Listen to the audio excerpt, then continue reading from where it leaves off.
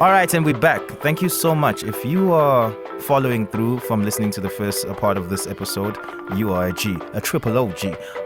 Welcome back, and we'll pick up from where we left off. We're not even going to play you an intro song. We're going straight to the talking, because this is the podcast. Finance for Hippies. It's C to the funk. You know what it is. Ha! What was your favorite episode? Favorite episode? Man, you guys, don't do that to me, man. Look, okay. My favorite episode that we did in season 1, I don't want to make it like a favorite episode thing, because I've learned so much from every single guest. Like, real talk, man. People are coming from different provinces to sit and just talk with us. The last episode we did with Wale, I thought was good, was really good. Morese's episode was Morese's episode, man, was really I don't know, she was just like I don't know, I really enjoyed sitting down and talking with her, man, because maybe she's somebody I deeply respect on every level, but she just has a way of just bringing it down, like as if like you can get this information that I'm giving to you, like no one is too dumb to understand what's going on. And you get what I'm saying. So, and also it just, I don't know, somehow it always gets us to level up. And people, what we do, I think I also understand that you've probably learned this. People, what we do, it's not a joke. It's serious to people. People will come and talk with us, and their careers are, someone's sharing their career. 10 years of career they giving to us to spend and create more value from what we're doing. It's not, so it's not a joke. And what have you enjoyed? But like, don't make me, I just enjoyed Marissa's episode, man. But like these episodes that we've done, bro, everyone has left such cool stuff, Which did you enjoy outside of Dideo's episode? No, I was feeling Jaira's episodes. Jaira's episodes are actually on fire. Yeah, Jaira's episodes are on fire, and it just shows when you're determined, you can actually achieve. Jaira was on fire, man. Jaira was the first one to lay a verse to execute. No, Jaira met us halfway, man. He was just like one take. Jaira's got everything to lose. No, and he just.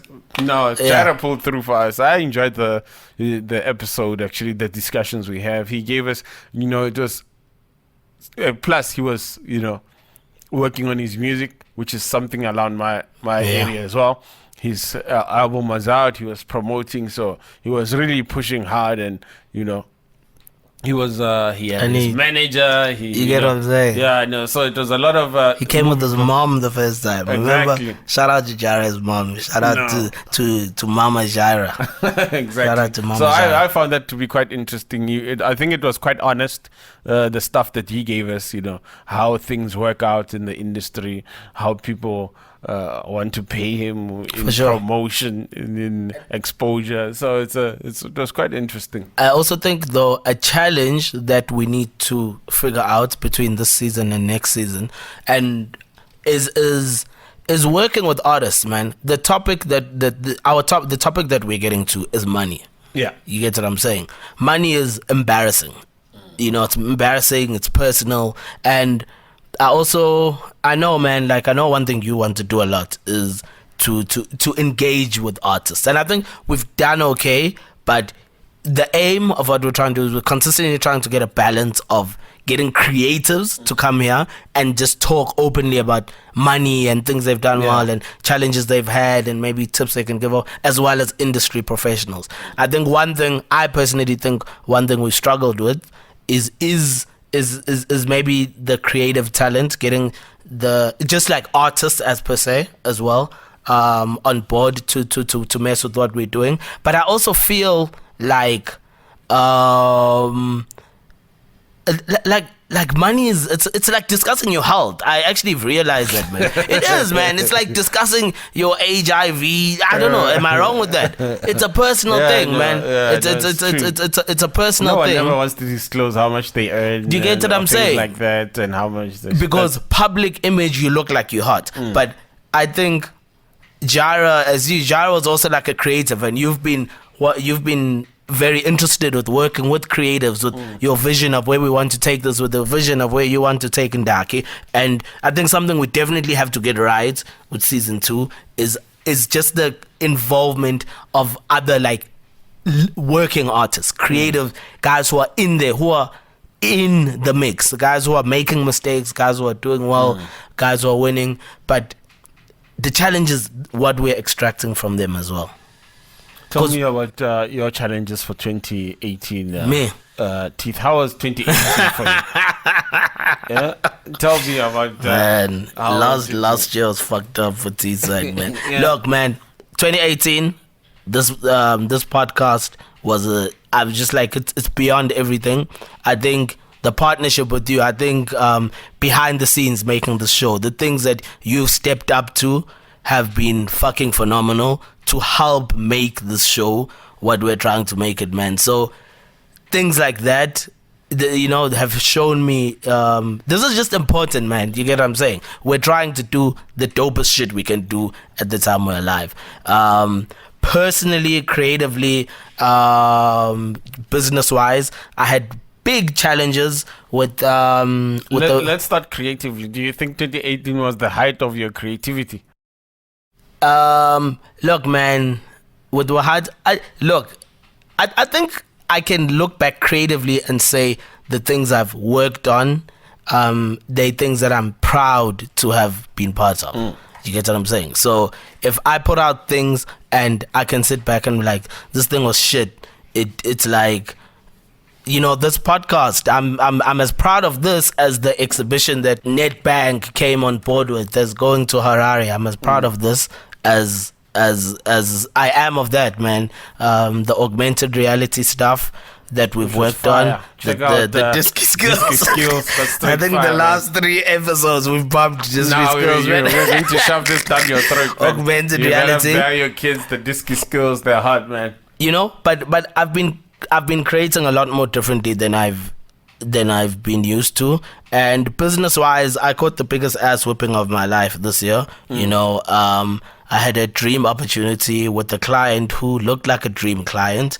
They usually do look they all at the beginning. You get what I'm saying? Yeah. And then the first 2-3 months of working with them, I was looking at my bank account and things were happening. I think I was meeting, even with making this show, there's financial obligations to things. And you've carried a lot of things that are happening. We have to be honest about that.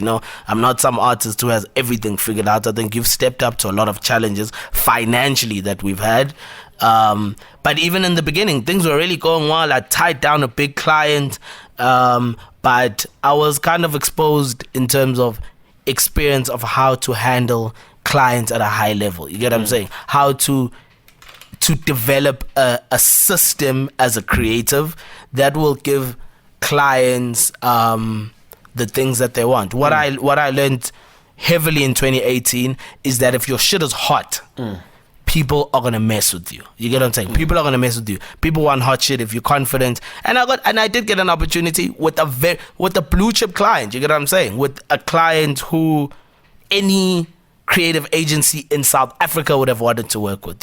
But what happened, Teeth? What? If you can go a bit into what happened, like what if you were to sum it up?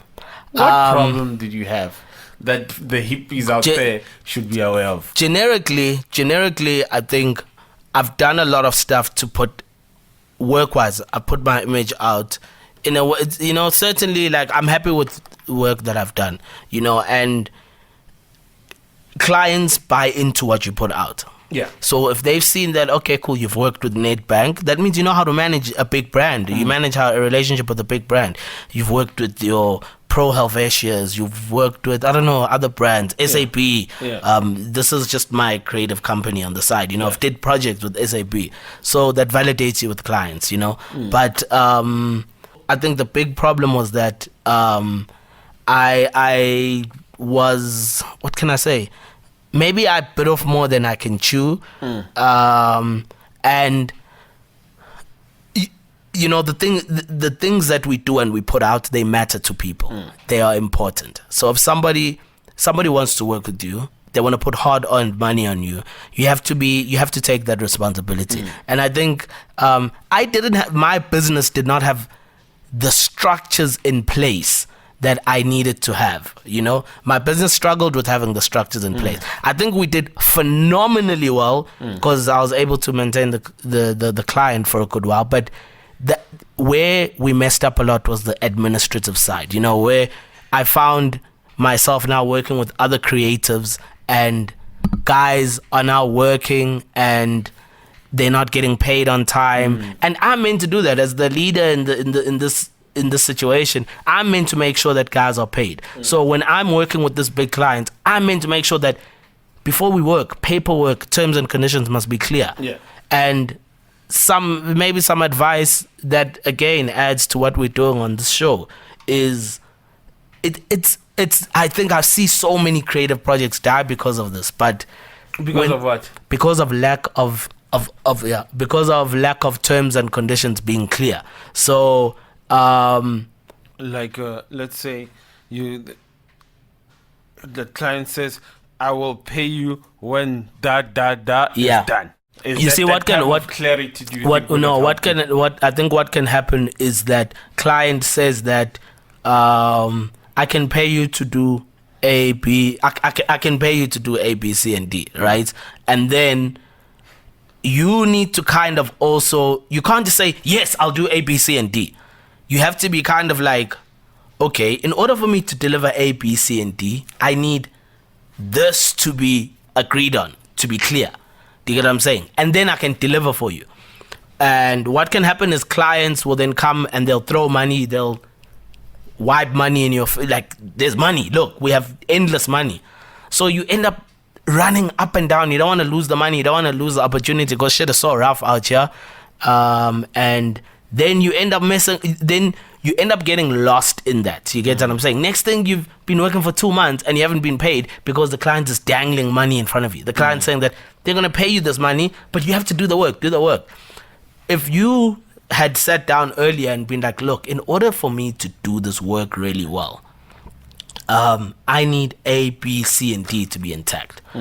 Somehow, I don't know how you can do it, man, because when you don't have money, you need money. But if you can be disciplined enough to be like, then I can't do this if you don't give me the tools to execute. Because people with money know how to manage people who don't have money. They know how to say to you, well, we're not going to pay for this. Do this and then let's see what you're going to do.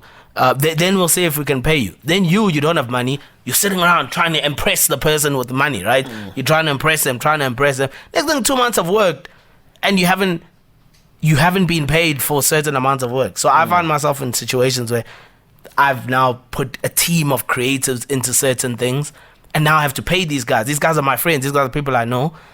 So I did whatever I had to do to make sure that guys are paid. But then that increments into the money I'm earning, I lose money. And then the client, worst case scenario, which I again experienced last year, the client's not happy with the quality of the work. Now you've paid people to do work, maybe you haven't paid them, and the client's not happy. So what's the client going to do? You haven't signed any real paper. What are they going to do? They're not going to pay you. They're going to say you did shit. So now you've got 2 months of work, energy, exhaustion. You've paid people out. So, man, but again, there's another saying that a good friend of mine says. He's like, you don't know what you don't know. I didn't know what I didn't know, man. So, I was trying to solve the situation as best as I could. And I had to learn, sometimes you learn the hard way that if you don't sort out your paperwork and your terms, people at the high level are going to chow you. And it's not because people, I sat there and I sat with people, different people as well, different clients who are like, money is not the problem. Can you put money outside? We want you to do this shit at a high level for us. And the hard part, I think, for all artists and creatives is investing in creating a system that works. If your system is intact, I've seen it, man. I've seen it. And even now, from thank goodness and fortune and things I've experienced, people are going to pay you if you can do that. I promise you. People, especially people with like money, with like stupid money, they don't give a shit. They just need to know that you can do it. If your idea is dope, you know what fucking pays? Not being scared to talk. That shit that scares you, that's crazy. I think 99% of people are terrified to discuss that shit. When someone says, come to a client meeting, sell me your dream. Because your whole life everyone is terrified. When you say your dream, everyone laughs at you. So you become scared. Now someone says they're going to pay you for your dream. So this shit that we're doing, mixtape, finance for hippies, if someone gives us a platform, we have to be so into it. We have to be so youthful, so comfortable with selling our dream. The yachts, the exhibitions, the hottest podcast like on the continent, in the country, in the world. We have to be so comfortable with that, and it can't be a dream. We have to know it. We have to know that what we're doing is really the most concerned. People buy that, dog. People sit with you, they want to buy that. Now the problem, the thing is that when people come to us and they say, fuck, you guys are amazing. How much money do you want? They're going to come there, they're going to say, here's the money. And then you know what our job is? We have to do it. We just have to do it. Now we've sold the dream, we have to fucking do it. The big problem is that when you don't do it, you're going to run into issues like TeethSwag ran into this year, where there's definitely things that I know I killed, but I've had to take some very hard lessons. You get what I'm saying? In that, if I say I can do something, don't say you can't do something if you can't do it. If you're saying that Don Salabanga is going to be the hottest mixtape, you first have to believe that. And then you have to draw all the right energy to make that. Anyway, shout out, man. Sorry for dropping the bars for so long, man. Got emotional on that shit. It was a tough 2018. But I'm happy, man. I'm happy I met you niggas. I'm happy I met Funk. I'm happy I met Ndarkie. I don't know how the fuck we're still doing this show. We're making so many mistakes, but fuck, man. This is, if you die this year, Ndarkie, and you're like, fuck, we did it. We dropped a mixtape. The podcast was done. Fuck it. If you die next year. You're gonna play my mixtape at the funeral. So, this issue we're addressing of finances, not getting paid, not knowing exactly what you need to achieve your mandate, it's a serious issue which I think the podcast in season 1 has really tried to address. At the end of the day, people have to live, in all honesty. Either you're in the 9-to-5 trap, or you're a free spirit like Teeth. This issue of getting paid needs to get addressed. All honesty. This issue has to be addressed, especially it's more rampant in the art industry because it's not regulated. It's more of an honor system here. Man. We're like Knights of the Templar here. We're using an honor system. You get what I'm saying? A dude calls you, he tells you, come do some work, and then you expect payment based on honor. But why do you think people people don't take other industries that way? Why do you think people take the arts like that? No. Why do you think it's like selling drugs, dog? No, it's like you guys, in all honesty, please be honest. I'm going to chop you up because now I'm one of you. Let's go. Yeah. It's because you guys are not organized. You are not organized. There is no union for painters. There is no trade union for podcasters or rappers. There is no union. You're not organized. That's why they keep chowing you one by one with the same technique. But the beauty of sorry, continue. So the best thing a hippie can do out there is to get some knowledge, and this is what the podcast is trying to highlight, to illuminate. That a hippie out there cannot remain ignorant. Otherwise, they're going to chow you. Anyone will hit you, will chop you up. Either a corporate will chop you up with technicalities or agreements. Your co-workers in the industry will not honor your agreements that you were handshaking on. You get what I'm saying? So they're going to chop you up if you're not informed, knowledgeable as to the technicalities of all these things. Exactly. So that's because it's not a structured industry. You can't go to the ombudsman afterwards and complain and say, no, I'd like to put a complaint. Teeth told me we were going to do a podcast and he didn't come through with the bars. The funk is mixing drinks, so that's what's jingling. Mahabu. Last episode of season 1, except I like how you guys can mention that. We need to mention the fact that we got a guy playing a game behind us. So Yo, if you shout hear out to this homie, man. Shout out. if you hear joystick going bling bling bling, Shout that's out to that this nigga. homie. Fortnite. Yeah, man. That's Shout a out to Fortnite this trick. homie, man. You know, he's not even He's our bothered. guest for He's the- our guest. He's actually the actual guest of the show. It's like, So okay, for me, this is because you guys cannot in the industry. You cannot form and standardize things like that. Say Okay. no, this dude must get this rate because he's what, or this and this and this, or you say usually what. Maybe there are industry standards like that, yeah. but they're not set in stone. You get what I'm saying? Yeah, but And people look, maybe hate they you. are. You're raising a very good point. Maybe Yeah. they are, and They're not selling, and people can take advantage of the fact that you're desperate at some point for some money. So Yeah. for me, the best thing you can do is be knowledgeable in the industry. Keep making yourself aware. Keep advancing in your knowledge, moving forward with the times. You get what I'm saying? You cannot- I can so catch for you. me, that's what the problem is with the art industry. People Yeah, take yeah. advantage of you because you guys really like starving. No. You guys You know- like the fact of starving. You pride yourself in the Yeah. fact that you were a struggling artist. You Yeah. worked hard at. Ideally, for me. Now I would like to blow same time. Yeah, yeah. I don't want to stick around and suffer. If I could blow with season 1, I would. You know Look, what I'm saying? For sure, man. No, so no. I but, think but the knowledge for me is key. Is knowledge. Whatever we've mentioned in the podcast that you don't understand, I suggest you Google. You Yeah. search a bit more. Drop us some context, comments below Yeah. or whatever. If you don't understand things, we'll provide you with links where you can find further information. But you need to be informed. informed. You need And to be fully informed. yeah, man. know And what I think information doesn't always have to be like trash, man. No, And I no. think that's why like.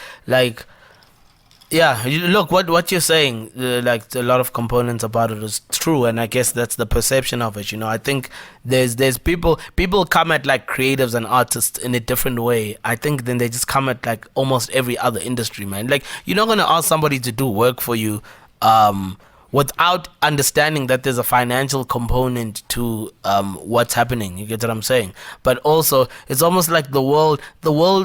It's a challenging situation because the world. It's like they want artists to be fucked up. You get what I'm saying? It's a challenging situation where the world wants artists to be fucked up, and I don't know, man. The world romances over artists fucking killing themselves at 27. The world gets excited by that, The world romances over that shit, and a lot of artists play to that shit. I can be frank and honest with you, dude. I'll have like women, especially, man, like women who are like out of my league, Ndarkie. You get what I'm saying? No one's out of your league, Teeth. No, man. No, Teeth is fine. You're in the intergalactic Teeth is league. fine. But like, you get what I'm saying? And women will like, they'll be interested in. And I was telling this to like one chick. It's like sometimes when you're creative, you almost feel like how hot chicks feel, and this is the truth. Like chicks want a certain energy from you, but and they want you to kind of play to that. So it's like a girl wants you to. It's like she wants to go to her friends and tell her, oh, he's so fucked up. He's got tattoos. He's messed up and he's making this art. You get what I'm saying? But like, it's almost like there's a disappointment even when they're like, no, this nigga though, like he's just like a decent guy. I've had girls just want me to be constantly creative about shit. Like I'm not constantly creative all the time. You know what I'm saying? I don't constantly have like some great idea. I'm not constantly. Did Teeth admit that he's not constantly hot? No. I thought you were hot 24/7, dude. No, man. But so it's a challenging line to navigate. You get what Yeah, I'm I know. saying? Because there's artists who I don't know whether they feel they can lose money, but you definitely, I'm sure you have artists who just play to it, man. You get what I'm saying? You'll just have girls like, they like you as long as you're like the artist, but as soon as you become a person, then it's like that takes the shine off, man. That takes the shine. You're not, but like you aren't you like fucking meant to be drawing me. If I'm on my Instagram, I'm gonna take like 5. You get what I'm saying? It's like, and it's just like so. And I'm sure there's a lot of guys like, fuck it, man. I'll just be like this messed up artist, dude. Like, you get what I'm saying? I don't, you know what I'm saying? I don't care about my. But I just think people are different, man. And I think a lot of the struggle of artists is that I don't think artists are meant to be fucked up, but artists consistently meant to challenge, man. You are having a finance career, but here you are in the creative industry talking, we're trying to get a conversation about money with creatives, trying to get a creative career going on, just like making music because you enjoy it and you feel it, and it just does whatever enjoyment it is to you. So I'll never do this again, guys. But in what you just said, you know what it is? Part of it is that girls want to see you sad about your art because your art gives you confidence, right? Your confidence is so supreme to them, they like it.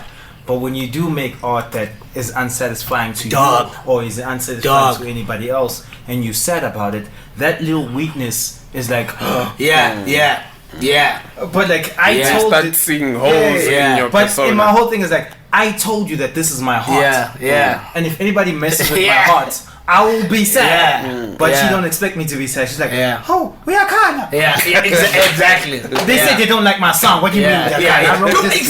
Like a little. I spent 6 months making this. So I'm sorry, guys. That's I will hear you. It's a tough one, man. It's a tough one. But I also think because of all these issues that we experience, it doesn't mean that we can't be fucking better with our money, G. You know what I'm saying? It doesn't mean that we deserve to be poor and struggling the whole time, And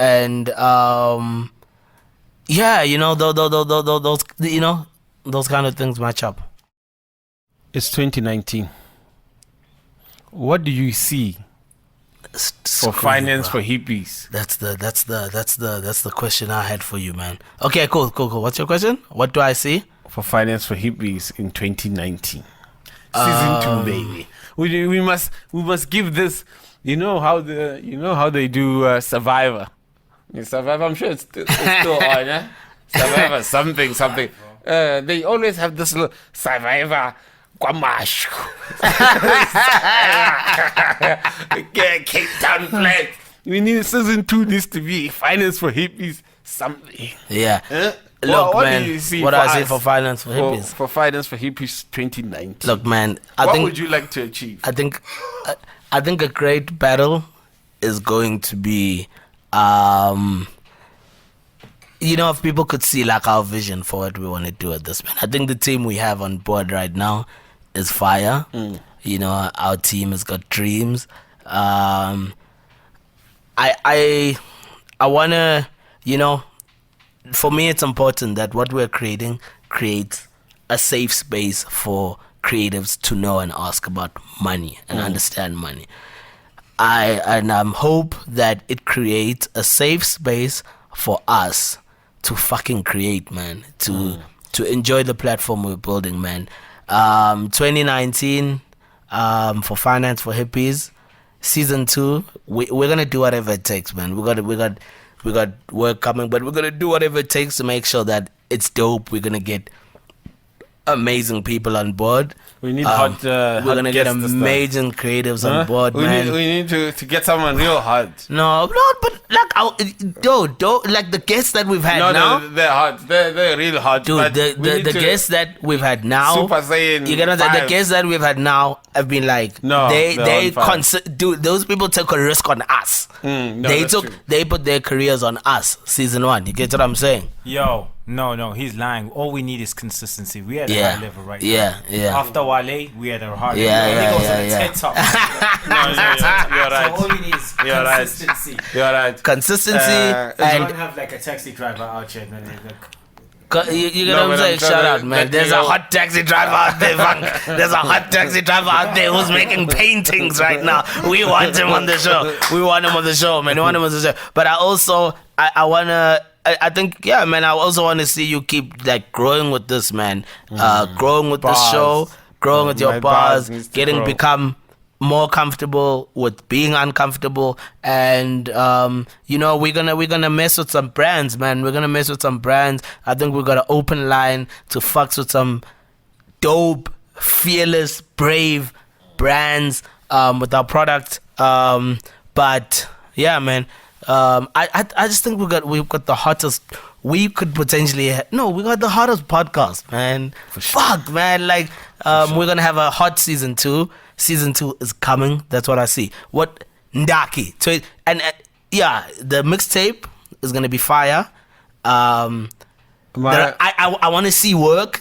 Trust me, don't worry. I'm gonna give you a chance. I want to see solid work go towards the rise and fall of Don Salamanga. Do you understand that the rise and fall of Don Salamanga is more important at this point than my own mixtape? That's how much it matters. You get what I'm saying? So dope podcast, educating creatives in like the dopest way. I don't think anyone can create a platform of educating creatives about money the way that we're thinking about it. Don Salamanga Ndarkie, what do you see for 2019? When I close my eyes, I see myself in a suit, 3-piece suit, pinstriped. I see a coat over my shoulders. I see I'm sitting there crossing a 4 with a nice cognac in the hand. Ndarkie. When I glance to the left, there's a beautiful young lady. The when man, I glance to my right, the legend. There's a huge guy Salamanca. providing good security to me. The dawn has risen. That is the rise in 2019. That's what I see. Okay. The mixtape is coming. One more question. So, Get Rich and Die Hippie is out right now. If you haven't heard it, it's a classic. It's a street classic. No, for it's sure. We coming at all you struggle bar rappers. For sure. We coming at all your niggas who think you funnier than the Finance for Hippies team. Niggas, we're serious about this fun. But I also know that the rise and fall of Don Salamanca is not just fun. It's bars. It's serious. It's too serious. When the dream? When do you want to see yourself put that out? No, 2019 has to come out. I need to come out with a tape every year for the next few years now. Yes. Tape every year. That's what that's the goal. That's the goal right now. That's fun I need clapping to on come the background. through. I need to come through. But let's go on a musical journey, Teeth. Who are you pumping now? Who are you listening to mad now? Oh, me?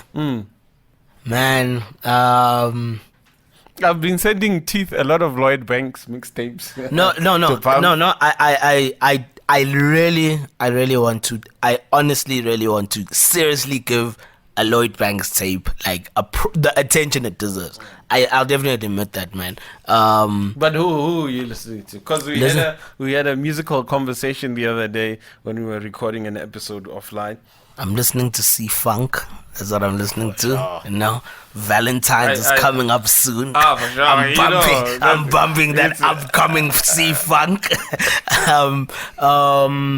But I'm also working with. Look, man.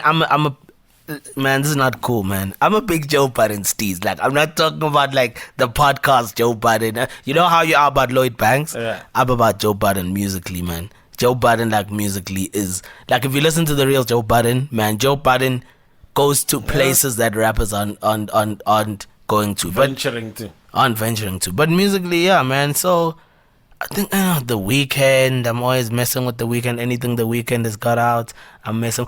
Ito Gamelisha, dog. Who's that? He's a Maskandi dog. The guy, Ito Gamelisha. Yo, that is who I'm bumping. Maskandi. You come out of December, suddenly you have a track of the year. Melisha, dog. I'm done. I don't have to explain it. We're gonna put a link at the bottom of the show. That's who I'm bumping, man. That is the hottest, freshest.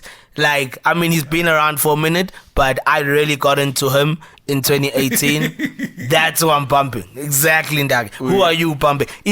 Honestly, I've bumped that dude over the last 6 months, probably more than anyone else I've pumped musically. Whether it's hip hop, whether it's rappers, none of these rappers say. The only rappers I'm pumping is Ndarkie. No one sees us. No one creatively is playing around with what we're playing around with. I need to listen to this ego. You're not gonna do it. You're not gonna. Yo, Itoga Militia's on another level.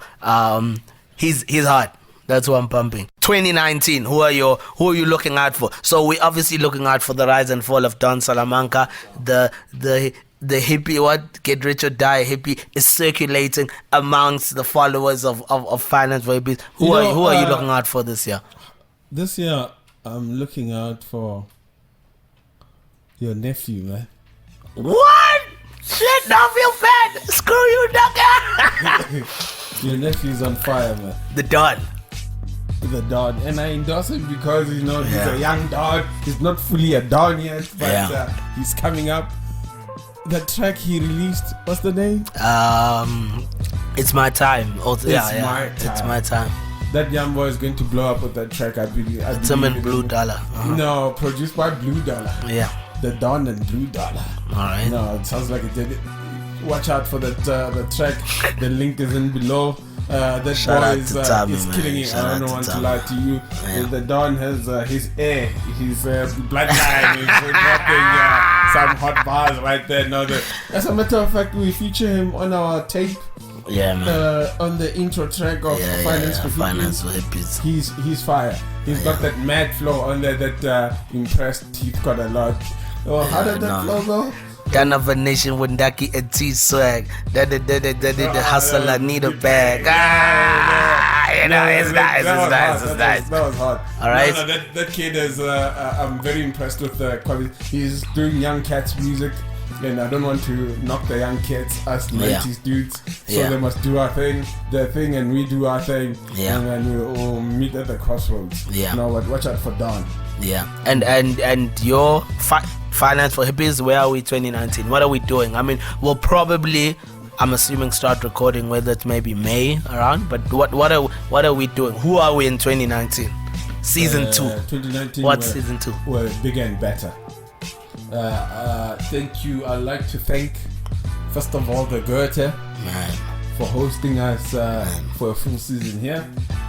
It's an incredible place. If you guys have never been to the Goethe Institute, it's one of the hottest libraries, I'm sure, in the country. They have a game room here, Xboxes, VR. They've got, it's a nice place to really come in. They must do what you suggested one time. They must do mini concerts. Yeah. Maybe we should do a mini concert. Cool, man. Look, if they drop the bag, we're open. No, we need a bag now. We're not figuring it out. But shout out to the Goethe. Thank you very much for season 1. But I'm sure we'll be somewhere else because Finance for Hippies keeps growing. I say this now. Next thing, season 2 will be here. So you never know. But for Finance for Hippies, for me, I wanted to grow into something bigger, better. We need strategic partners to come in here, to help us spread the word about good finances, managing your affairs financially properly. Whoever you are, a hippie, what do you call them? A civilian. Yeah. You can. Messing around with Funk's mic there, mic check. So for me, that's where I need to be. We need to be to grow to a new level. I'm sure our minds will conceive what this level is. Yeah. But definitely, I'm sure by the 17th of December when things pop, 2019, 17th December 2019. They've already popped. So actually, we should be hotter. By the time you see us, we should be hotter than you were hot before. So watch out for that. But great things are coming through. Great things. Yeah, man. So let's wrap up the show. It's been an honor, man. Anyone who's got something to say, the mixtape is out now. And thanks so much, man. Thanks for the opportunity, guys. But look, season 2 is coming. I just hope everyone's ready for season 2, man, because I think like whatever it is gonna be some dumb shit. It's gonna be some educational shit. I just can't imagine the bars that are coming for season 2. But the dream lives on, man. And thanks so much, man, for just messing with us, man, creating what we're creating. It's dope, it's fun, it's crazy. And yeah, man, shout out to everyone, shout out to Ndarkie, shout out to Funky. Thanks a lot, guys. And everyone following this show, man. People asking me questions about it. It's just everyone who's fucking with what we're doing. Thank you so much, guys. We out here. We out. Cheers.